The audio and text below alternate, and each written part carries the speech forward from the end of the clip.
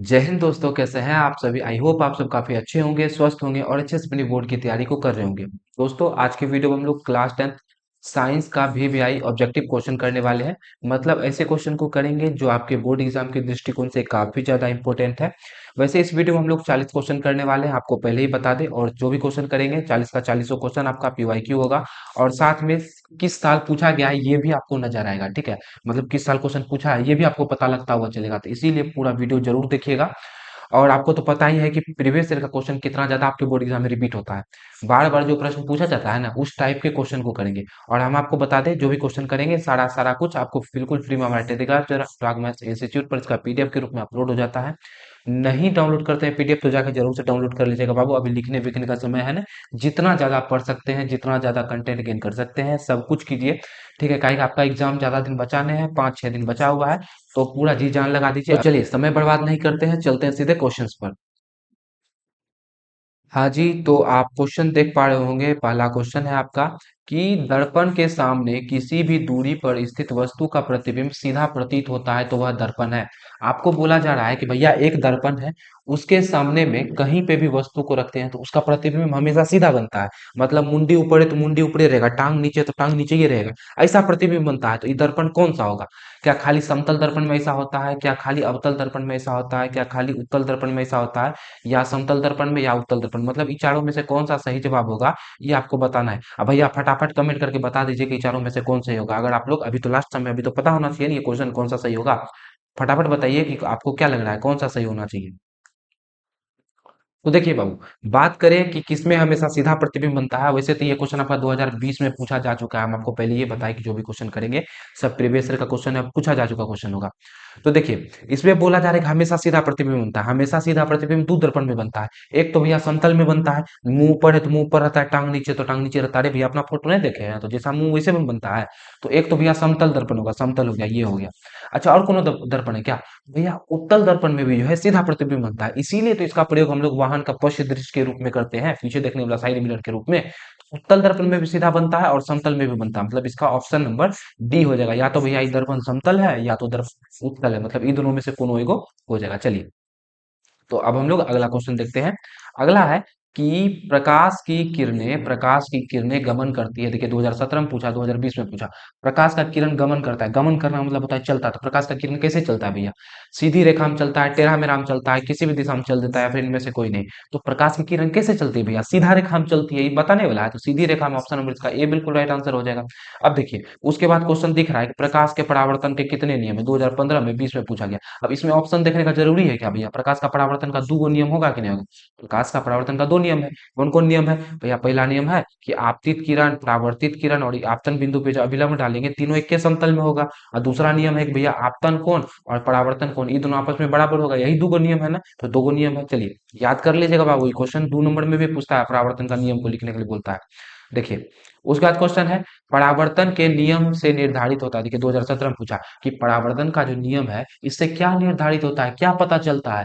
यही पता चलता है कि आपतन कोण परावर्तन कोण के बराबर होता है, या आपतन कोण विचलन कोण के बराबर होता है, ये पता चलता है। या परावर्तन कोण अपवर्तन कोण के बराबर होता है, ये पता चलता है, या फिर कुछ पता नहीं चलता है। देखिए, तो परावर्तन का जो नियम है उससे क्या पता चलता है कि आपतन कोण परावर्तन कोण के बराबर होता है। और ये आपका ऑप्शन नंबर ए में दे रखा है, तो ए टिक करके आ जाएंगे। उसके बाद चलिए देखते हैं अगला क्वेश्चन। अगला क्वेश्चन आप लोग देख पा रहे हैं कि भैया प्रकाश तरंग का उदाहरण है। प्रकाश किस तरंग का उदाहरण है, 2017 में पूछा है। ध्वनि तरंग का उदाहरण है, विद्युत चुंबकीय तरंग का उदाहरण है, परावैंगनी तरंग का उदाहरण है, या फिर इनमें से कोई नहीं।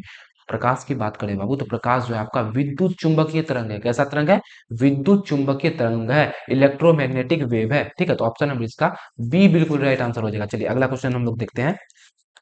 अगला है कि भैया समतल दर्पण द्वारा बना प्रतिबिंब होता है। समतल दर्पण में कैसा प्रतिबिंब बनता है, तो देखिए समतल दर्पण में ये मान लीजिए ये दर्पण है। भैया इधर अगर आप खड़े हैं तो कैसा बनेगा, तो भैया जैसा इधर है वैसे बनता है। लेकिन क्या इसको हम लोग छू के देख सकते हैं, प्रतिबिंब को छू के ओरिजिनल टच कर सकते हैं, नहीं टच कर सकते हैं। तो इसमें कैसा प्रतिबिंब बनता है भैया, काल्पनिक प्रतिबिंब बनता है। ठीक है, काल्पनिक बनता है, आभासी बनता है। ऑप्शन नंबर इसका बी बिल्कुल राइट आंसर होगा, 2021 में पूछा गया क्वेश्चन है। चलिए जी, अगला क्वेश्चन है कि समतल दर्पण की फोकस दूरी होती है, 2021 में पूछा गया है कि समतल दर्पण जो है उसका फोकस दूरी कैसा होता है।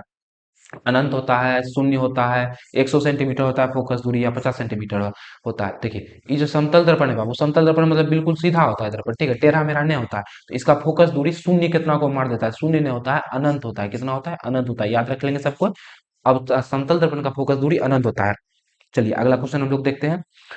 अगला क्वेश्चन है कि अवतल दर्पण के सामने वस्तु को कहाँ रखा जाए ताकि प्रतिबिंब, पहला बोल रहा है उल्टा बने, दूसरा बोल रहा है वास्तविक होना चाहिए और समान आकार का होना चाहिए। उल्टा वास्तविक से तो नहीं समझ में आ रहा, लेकिन ई समझ में आ रहा है कि भैया समान आकार जो दे दिया ना, 2021 में पूछा है, समान आकार जो दे दिया, समान आकार में प्रतिबिंब तभी बनेगा जब हम लोग वस्तु को रखेंगे केंद्र पर।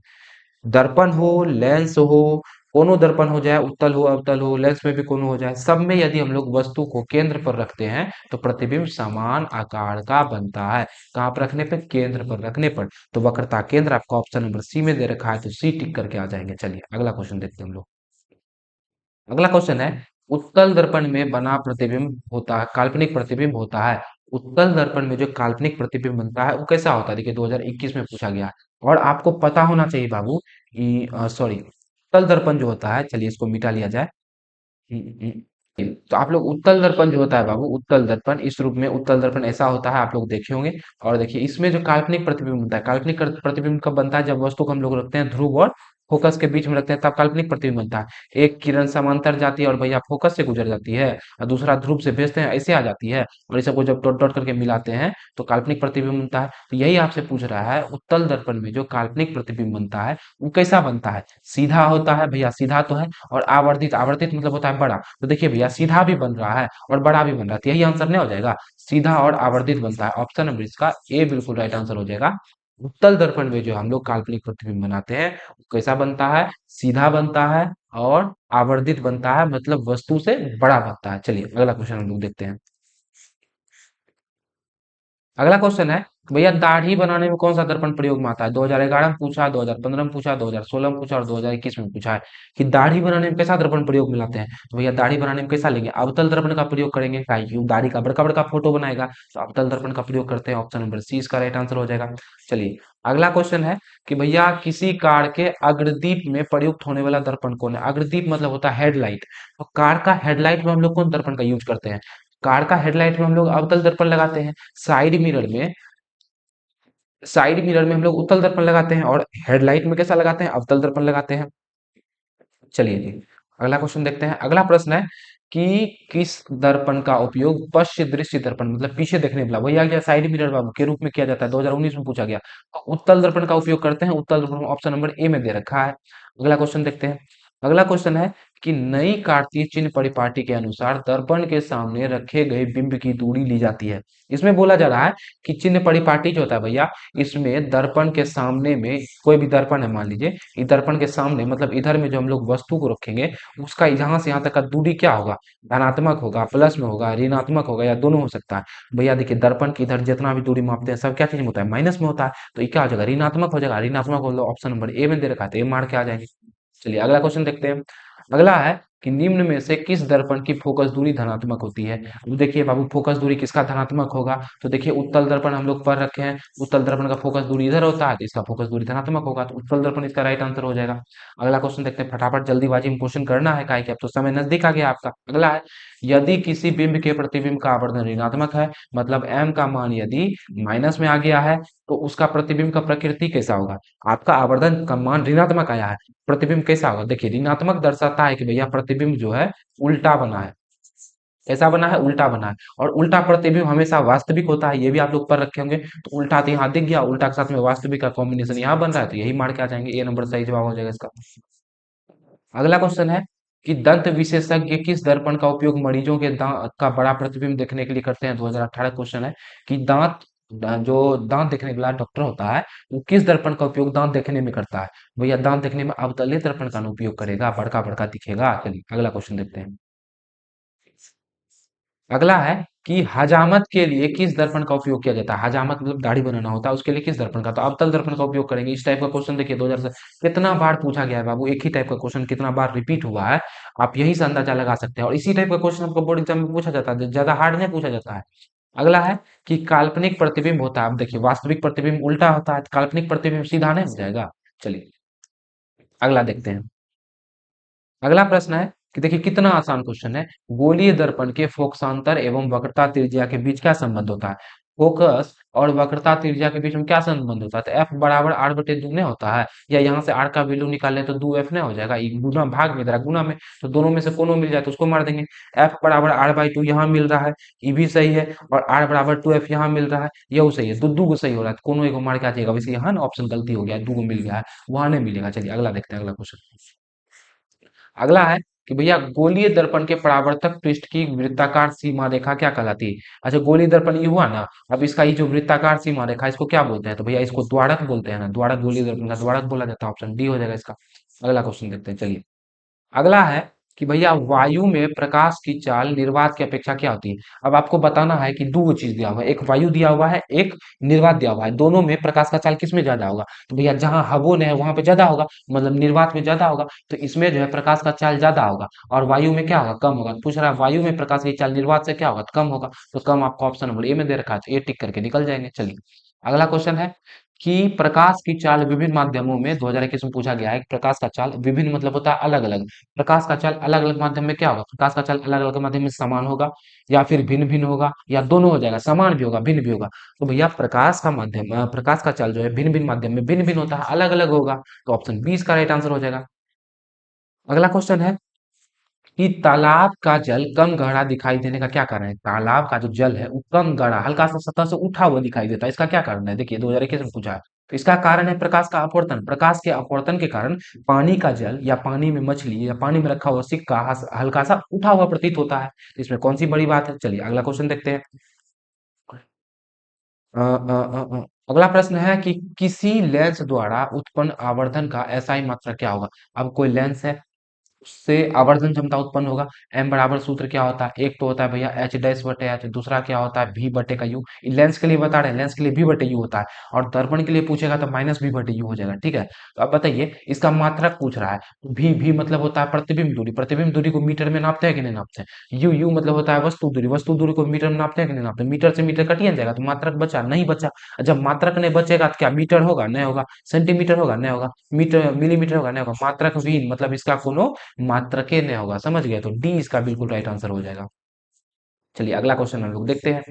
अगला है कि लेंस के मुख्य फोकस की संख्या कितनी होती है? कितना आसान क्वेश्चन है बाबू। लेंस बनाइए और इसमें कई को फोकस होता है, एगो इधर होता है इस सतह के लिए, और इस सतह के लिए एगो फोकस इधर होगा, तो दो को फोकस हुआ ना, तो दो हो जाएगा, ऑप्शन नंबर ए हो जाएगा इसका राइट आंसर। लेंस का आवर्धन एम बराबर होता है, देखिए ये भी क्वेश्चन इंपॉर्टेंट है। एम बराबर सूत्र क्या होता है भैया? और देख पा रहे होंगे 13 में 21 में पूछा गया है। एम बराबर सूत्र क्या होता है? तो हम आपको बताए ना, एम बराबर सूत्र क्या होता है? लेंस के लिए भी बटे यू होता है, और यदि दर्पण पूछेगा तो एम बराबर क्या हो जाएगा? माइनस का भी बटे यू। आपसे पूछा क्या गया है? आपसे पूछा गया है लेंस, तो लेंस के लिए क्या मारेंगे? भी बटे यू। अब भी बटे यू आपका ऑप्शन नंबर बी में दे रखा है। चलिए अगला क्वेश्चन देखते हैं। अगला क्वेश्चन है कि निम्नलिखित में से किसका अपवर्तनांक सबसे अधिक होता है? 2020 में पूछा गया है। इन चारों में से किसका अपवर्तनांक सबसे ज्यादा होगा? तो हीरा का अपवर्तनांक सबसे ज्यादा होता है बाबू, आपको पता होगा। हीरा का अपवर्तनांक कितना होता है? हीरा का अपवर्तनांक होता है 2.42। सबसे ज्यादा अपवर्तनांक हीरे का ही सब में से। चलिए अगला क्वेश्चन देखते हैं। अगला है कि किस लेंस को अभिसारी लेंस कहते हैं? अच्छा पहले ये समझिएगा अभिसारी मतलब क्या होता है तब ना। भैया अभिसारी मतलब होता है कि प्रकाश का किरण को एक बिंदु पर लाके मिलाने वाला लेंस कौन है? तो देखिए अभिसारी एक बिंदु पर मिलाने वाला काम कौन करता है? ये तो भैया उत्तल लेंस करता है, तो उत्तल लेंस को बोलेंगे अभिसारी लेंस, 2020 में पूछा गया है। अगला क्वेश्चन देखते हैं। अगला क्वेश्चन है कि लेंस की क्षमता का मात्रक कौन है? 2020 और 22 में पूछा गया है कि लेंस का जो क्षमता है उसका मात्रक कौन है? अच्छा एक बात बताइए, वो लेंस का क्षमता पावर ऑफ लेंस, इसको पी से लिखते हैं, सूत्र क्या होता है? एक बटे एफ होता है। अच्छा एक तो एक के रह जाएगा, फोकस दूरी को क्या चीज में मापना चाहिए? मीटर में। तो एक तो इसका भैया निकल गया मात्रक की मीटर, ये नीचे में है एक, ऊपर जाकर हो जाएगा माइनस एक, पहला निकल गया भैया लेंस की क्षमता का मात्रक मीटर इनवर्स इसको पढ़ते हैं, माइनस एक दो देंगे तो इसको इनवर्स पढ़ेंगे। जैसे दो पे पावर माइनस होगी एक हो गया तो इसको बोलेंगे दो इनवर्स, तीन पे पावर माइनस एक हो गया तो इसको बोलेंगे तीन इनवर्स, समझ गए? तो इसको इनवर्स पढ़ते हैं माइनस एक को, तो ये मीटर इनवर्स हो गया। और दूसरा क्षमता दूसरा इसी चीज को बोलते हैं डाईऑप्टर। क्या बोलते हैं? डाईऑप्टर। मीटर इनवर्स को क्या बोला जाता है? डाईऑप्टर बोला जाता है। इसको हम लोग डी से लिखते हैं, बड़की डी से। तो लेंस की क्षमता कैसा है? मतलब डाईऑप्टर होता है, याद रखिएगा। चलिए अगला देखते हैं। अगला है कि निम्नलिखित में से किस लेंस की फोकस दूरी धनात्मक होती है, इस सब में से किसका फोकस दूरी धनात्मक होगा। अब बताइए, लेंस है, लेंस का फोकस दूरी किसका धनात्मक होगा। तो एक चीज याद रखिएगा, लेंस हो चाहे दर्पण हो, उत्तल दर्पण का और उत्तल लेंस का फोकस दूरी धनात्मक होता है, तो उत्तल मार देंगे, बी मार देंगे, ठीक है। चलिए अगला क्वेश्चन देखते हैं। अगला है कि निम्नलिखित में से किस माध्यम में प्रकाश की चाल अधिकतम होगी। इन चारों में से किस में प्रकाश का चाल अधिकतम होगा। देखिए 2019 में पूछा गया है। इसके पहले क्वेश्चन अलग था बाबू, याद रखिएगा। इसके पहले जो क्वेश्चन था इसी टाइप का क्वेश्चन, उसमें था कि किसमें प्रकाश का किसका अपवर्तनांक सबसे ज्यादा होता है। हम लोग मारे थे हीरा का अपवर्तनांक सबसे ज्यादा होता है, समझ गए। और एक चीज याद रखिएगा, जिसका अपवर्तनांक जितना ज्यादा होगा ना, जिसका अपवर्तनांक जिसका अपवर्तनांक ज्यादा होगा, उसमें प्रकाश का चाल कम होगा, ठीक है। तो ये नहीं कि हीरे मार के आ जाएगा, हीरा ने मारना है। प्रकाश का चाल सबसे ज्यादा किस में होता है, सबसे ज्यादा तो भैया निर्वात में होता है। निर्वात में होता है, कितना होता है, 3 × 10⁻⁸ निर्वात आशा समझते होंगे, निर्वात मतलब होता है जहां हवा ही नहीं हो। और उससे कम होता है थोड़ा सा हवा में, लगभग लगभग इतने मान लिया जाता है हवा को भी, 3 × 10⁸ हवा में लगभग माना जाता है, एक्यूरेट इतना नहीं होता है। लगभग लगभग मान लेते हैं कि 3 × 10⁸ होता होगा हवा में भी। तो सबसे ज्यादा इन चारों ऑप्शन के हिसाब से देखें तो हवा होगा। लेकिन यदि ऑप्शन में निर्वात रहता तो निर्वात टिक करते हैं, ठीक है। चलिए अगला देखते हैं। अगला है कि भैया निर्वात में प्रकाश का चाल कितना होता है 2019 में। अभी देखिए, अभी बताए ना हम आपको, निर्वात में प्रकाश का चाल कितना होता है, 3 × 10⁸ यही तो होता है भैया। तो 3 × 10⁸ यहाँ दे रखा है, तो ये मार देंगे। तो देखिए सब जगह 3 × 10⁸ दिख रहा है, यहाँ भी दिख रहा है, यहाँ भी दिख रहा है, यहाँ भी दिख रहा है। लेकिन आपको मीटर देखना है, मीटर कहाँ है, यहाँ है भैया, नहीं यहाँ मीटर, यहाँ है नहीं, इसको नहीं लेंगे। उसके बाद प्रति सेकंड देखना है, भैया मीटर प्रति सेकंड कहाँ कहाँ है, यहाँ है, ठीक है। यहाँ तो घंटा है, तो ये भी नहीं होगा। तो तीन ऑप्शन तो ऐसे ही कट गया, तो ऑप्शन नंबर ए मार के आ जाएंगे, ठीक है। चलिए अगला देखते हैं। अगला क्वेश्चन है कि भैया एक उत्तल लेंस है कि उसकी फोकस दूरी 20 सेंटीमीटर है। अब देखिए, उत्तल लेंस है, याद रखिएगा कैसा लेंस है, उत्तल लेंस। और उत्तल लेंस का फोकस दूरी क्या होता है, प्लस में होता है, तो प्लस का 20 सेंटीमीटर हो जाएगा। अब निकालना है हमको इसकी क्षमता, क्षमता मतलब डी, क्षमता मतलब पी, पी बराबर सूत्र क्या होता है, 1/f। और एफ हमेशा क्या चीज में होना चाहिए, एफ होना चाहिए हमेशा मीटर में। ये दे रखा है सेंटीमीटर में, इसको मीटर में बदलेंगे। मीटर में बदलने के लिए क्या करेंगे, 100 से भाग दे देंगे। 20 को एक बार पढ़ेंगे 20, और 20 को 5 बार पढ़ेंगे 100। तो आपका एफ कितना निकल गया, एफ निकल गया 1/5 मीटर हो गया। अब हमको बस पी निकालना है, पी बराबर हो जाएगा 1/, अब फोकस का मान कितना निकला, 1/5 निकलाती है, 1/5 हो जाएगा, समझ गए। तो ये हो जाएगा 5 ऊपर चला जाएगा, तो हो जाएगा 5। और देखिए या तो इसको 1/मीटर लिखिए, या इसको डायप्टर लिख दीजिए। 5 डायप्टर कैसा होगा, प्लस का कि माइनस का। भैया फोकस दूरी प्लस का, तो क्षमता भी प्लस का होगा, तो प्लस का 5 डायप्टर हो जाएगा, ऑप्शन सी हो जाएगा इसका। चलिए अगला क्वेश्चन देखते हैं। अगला क्वेश्चन है, निम्न में से कौन सा पदार्थ लेंस बनाने के लिए प्रयुक्त नहीं होता है, किसका प्रयोग हम लोग लेंस बनाने में नहीं करते हैं। भैया पानी का लेंस बन सकता है, कांच का बन सकता है, प्लास्टिकों का बन सकता है, लेकिन मट्टी बनाएंगे भैया लेंस बनाने के लिए, मट्टी का उपयोग करेंगे क्या, दिखबे नहीं करेगा, तो ये नहीं होगा। तो ऑप्शन नंबर डी इसका राइट आंसर हो जाएगा, डी जो है बिल्कुल राइट आंसर हो जाएगा, 2012-17 में पूछा गया क्वेश्चन है। अगला देखते हैं हम लोग। अब देखिए, एक बार पूछा परावर्तन का कैसा नियम है, अब एक बार पूछा अपवर्तन का क्या नियम है। अपवर्तन का भी दो नियम है। और एक बात याद रखिएगा, अपवर्तन का जो सेकंड नियम है, इसको हम लोग बोलते हैं स्नेल का नियम। और स्नेल का नियम क्या है भैया, स्नेल का नियम है साइन आई बटे साइन आर बराबर म्यू। समझ गए, यही है स्नेल का नियम, याद रखिएगा। ऐसा भी क्वेश्चन आता है कि स्नेल का नियम किसको बोलते हैं, तो अपवर्तन का दूसरा नियम को हम लोग स्नेल का नियम बोलते हैं। अगला क्वेश्चन देखते हैं। अगला है कि निम्नलिखित में से किस लेंस के द्वारा सिर्फ काल्पनिक प्रतिबिंब बनता है, 2016 में पूछा। कौन लेंस ऐसा है जिससे सिर्फ काल्पनिक ही प्रतिबिंब बनता है, वास्तविक बन भी नहीं करता है। तो देखिए, खाली काल्पनिक बनाना है तो अवतल लेंस का प्रयोग करेंगे, अवतल लेंस में वास्तविक प्रतिबिंब नहीं बनता है, समझ गए, खाली काल्पनिक ही बनता है, तो बी हो जाएगा इसका राइट आंसर। अगला क्वेश्चन देखते हैं हम लोग।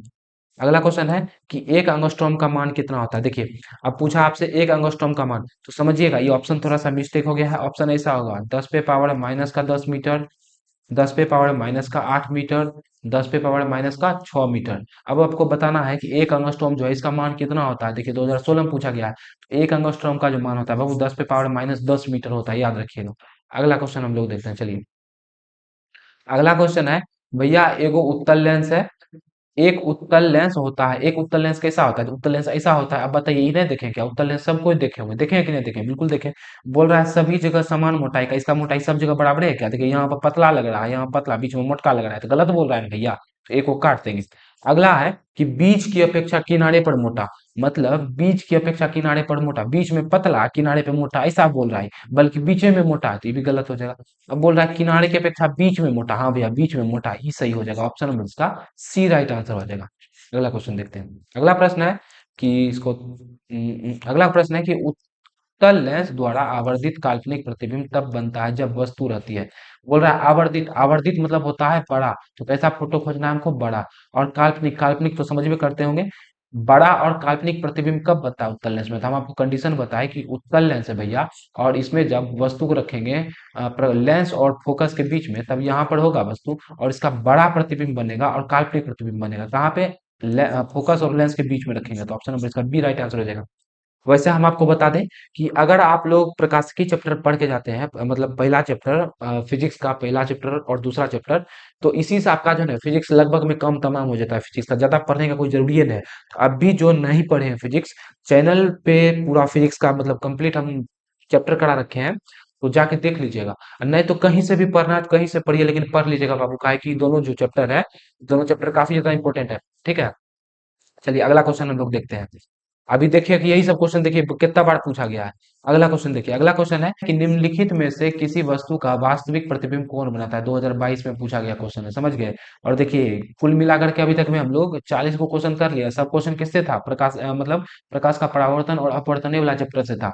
40 क्वेश्चन, बेसी पुराना भी नहीं लेके आया, 5 साल का पुराना क्वेश्चन लेकर के आए, और इतना को 40 क्वेश्चन मतलब एक साल में 8 क्वेश्चन पूछा जा रहा है, तो ध्यान रखिएगा।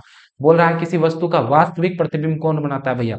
वास्तविक प्रतिबिंब का बात करें तो भैया जो है ये उत्तल अवतल लेंस तो भैया हमेशा काल्पनिक ही बनाता है। अवतल लेंस में वास्तविक प्रतिबिंब बनबे नहीं करता, तो उत्तल लेंस जो है ये हमेशा वास्तविक प्रतिबिंब बनाता है, ये वास्तविक प्रतिबिंब बना सकता है, समझ गए। तो ऑप्शन नंबर इसका ए बिल्कुल राइट आंसर हो जाएगा। तो हम आपको पहले ही बता चुके थे कि भैया हम लोग टोटल 40 से क्वेश्चन करेंगे, और 40 क्वेश्चन आज का आपका कंप्लीट हो चुका है। आगे हम और भी क्वेश्चन लेकर के आएंगे। वीडियो को देखने के लिए चैनल को सब्सक्राइब जरूर कर लीजिएगा, और अगर आपको ये वीडियो पसंद आया तो वीडियो को लाइक जरूर कर दीजिएगा। तो मिलेंगे आपसे कल के वीडियो में, तब तक हंसते रहिए मुस्कुराते रहिए। जय हिंद, जय भारत।